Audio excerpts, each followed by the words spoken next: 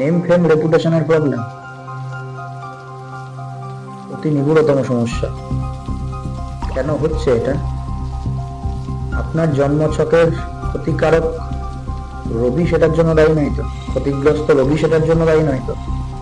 বা আপনার দশম ভাবস্থ যে সমস্ত গ্রহ বা নক্ষত্র যুক্ত আছে তারা কোনোভাবে দায়ী নয় তো? সেখান থেকে বেরিয়ে আসার উপায় অবশ্যই আছে। উপায় তো আছে, কিন্তু করবেন কিভাবে, কি উপাচার দিয়ে করবেন সেটা দেখতে হবে।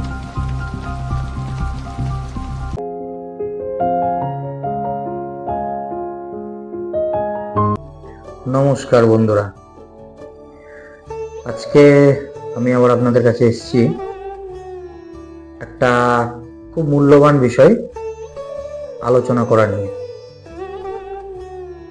তো সেই মূল্যবান বিষয়টা হচ্ছে যে আমাকে অনেকেই একটা জায়গায় প্রশ্ন করছেন যে আমাদের ফলস অ্যালিগেশন আমরা কেন জড়িয়ে পড়ছি, মিথ্যা অভিযোগে জড়িয়ে পড়ছি, বা আমরা অনেক করছি করা সত্ত্বেও নাম পাচ্ছি না কেন, প্রশংসা কেন ঠিক হচ্ছে না, প্রশংসনীয় কাজ করা সত্ত্বেও প্রশংসার জায়গায় কোনো একটা যেন বিচ্যুতি থেকে যাচ্ছে। এরকম একটা বিষয় নিয়ে প্রশ্ন বারবার উঠে আসছে। তো অনেকে আমাকে অনুরোধ করছেন এই বিষয়ে কোনো সাজেশন দেওয়ার জন্য, যাতে সেই সমস্যা থেকে বেরিয়ে আসা যায়। এখন যেটা বিষয় সেটা হচ্ছে যে এক একটা চার্টের এক এক রকম প্ল্যানেটের কম্বিনেশন থাকে। এবার এক একটা প্ল্যানেটের কম্বিনেশনের ওপর তার উপর কিছু রেমিডিয়াল মেজারমেন্ট বা আমাদের যে প্রতিকার সেগুলো আমরা করে থাকি। তো বেসিক্যালি যেগুলো আমরা খুব কম সময়ের মধ্যে দেখি, যেটা আমরা প্রেডিক্ট করতে পারি, যেটা আমরা বিচার করতে পারি, সেটা হচ্ছে যে যদি আমাদের ন্যাটাল চার্টে অর্থাৎ জন্মছকে সান রাহুর কম্বিনেশন থাকে, যদি কনজয়েন্টটা থাকে অর্থাৎ একই ঘরে রবি এবং রাহু যুক্ত হয়, বিশেষত যদি 10 ডিগ্রির মধ্যে যুক্ত হয়, সেই ক্ষেত্রে নেম ফেম রেপুটেশনের ক্ষেত্রে একটা প্রবলেম অবশ্যই তৈরি হয়ে থাকে।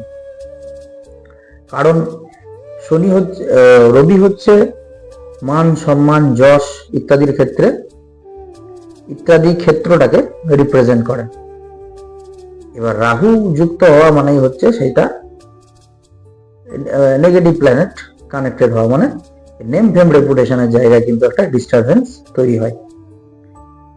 আবার রবির সাথে যদি কখনো শনি যুক্ত হয় তখন এই ধরনের মানে প্রবলেম তৈরি হতে পারে এই কম্বিনেশনের জন্য। আবার যদি আপনার দশম ভাব থেকে, কারণ আমরা নেম ফেম রেপুটেশন দশম ভাব থেকে প্রেডিক্ট করে থাকি, যদি আপনার দশম ভাবের সাবলর্ড যদি কোনোভাবে দশম ভাব এবং দ্বাদশ ভাবকে যদি রিপ্রেজেন্ট করে থাকে, সেই ক্ষেত্রেও কিন্তু এই সমস্যা তৈরি হতে পারে। এবার এক একটা চার্টের এক এক রকম কম্বিনেশন থাকে, আরো কিছু কম্বিনেশন আছে, আরো কিছু নিগুড় কম্বিনেশন আছে, সেগুলো দেখে সেই চার্ট অনুযায়ী আমরা বলে থাকি। তো স্পেসিফিক্যালি যদি এই কম্বিনেশন গুলো থেকে থাকে, তাহলে যেটা একটা আমি খুব ছোট্ট একটা উপায় দিতে পারি, আপনারা করে দেখতে পারেন নিজের দায়িত্বে। সেটা হচ্ছে একটা তামার পাত্র, রোজ যখন আপনি স্নান করবেন, স্নান করার পর একটা তামার পাত্রে জল নেবেন, সেখানে 3টে দূর্বা দেবেন, 9টা আতপ দেবেন, একটা লাল জবা দেবেন এবং কিছু লাল চন্দন দেবেন। এরকম করে একটা অর্ঘ্য সাজিয়ে সেই অর্ঘ্যটা সূর্যের নিমিত্তে উৎসর্গ করে নিবেদন করবেন। এবং ওই অর্ঘ্যটা যখন নিবেদন করবেন সেটা তুলসী মন্দিরে করলে ভালো হয় নিবেদনটা। একটা তামার পাত্র, সেখানে একটু জল, 3টে দূর্বা, 9টা আতপ, লাল জবা, লাল চন্দন, এই উপাচারগুলি দিয়ে অর্ঘ্য প্রস্তুত করবেন এবং সেটি সূর্যের নিমিত্তে প্রদান করবেন। তুলসী মন্দিরে পারলে ভালো, না পারলে কোনো গাছতলায় দেবেন বাড়িতে। এটা যদি করতে পারেন, আমার মনে হয়, মানে যদি দিনের পর দিন করতে পারেন, বেশ কিছুদিন করার পর আমার মনে হয় কিছুটা হলেও এই প্রবলেম থেকে বেরিয়ে আসতে পারবেন।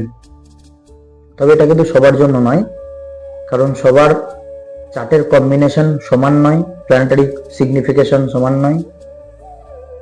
তো স্পেসিফিক্যালি ইন জেনারেলি এটা আমি সাজেশনটা দিয়ে রাখলাম, এটা করে দেখতে পারেন, আশা করি কিছুটা হলেও ফল পাবেন। এটা করেও যদি দেখেন যে না হচ্ছে না, তাহলে নিচে যে নাম্বারটা ফ্ল্যাশ হচ্ছে সেই নাম্বারে যোগাযোগ করুন, অবশ্যই উপায় বলে দেওয়া হবে এবং সেই উপায় থেকে আপনি মুক্তি পাবেন। নমস্কার।